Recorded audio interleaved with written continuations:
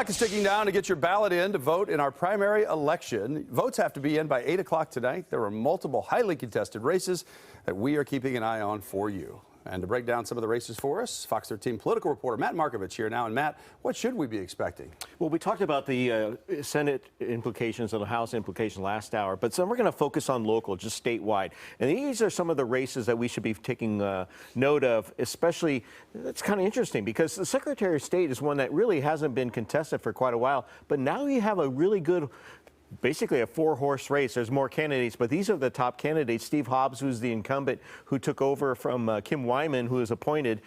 This is to fill out the rest of her old term. Julie Anderson is the Pierce County auditor, and Mark Malosha, a well-known Republican, and Keith Wagner, another Republican. That's an interesting race. Now you have the 26th District Senate race, and we're going to talk about the Senate races because there's really not a chance that the House of Legislature could flip to a Republican. It's everybody's Democrat in Olympia. You have the House that's Democrats, you have the Senate that's Democrats, the governor Democrat. The state Senate could flip because there's 21 seats that are Democrats, 21 Republican. And the 26 is really interesting because there's of all the money that's going into this, there's over $300,000 each for these two candidates. Emily Randall became a Democrat in 2018. She took that seat away from the Republicans in 2018.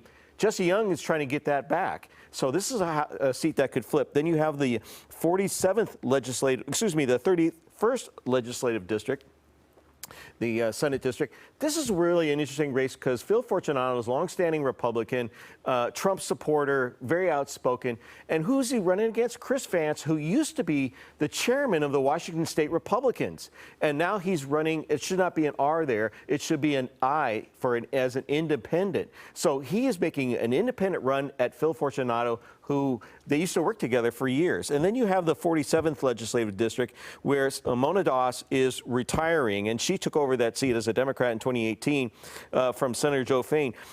Now you have two Democrats, Claudia Kaufman and Satwinder Kerr, who are trying to hold on to that seat, but they're getting a good run from William Boyce. So that's a seat that could flip back to the Republicans.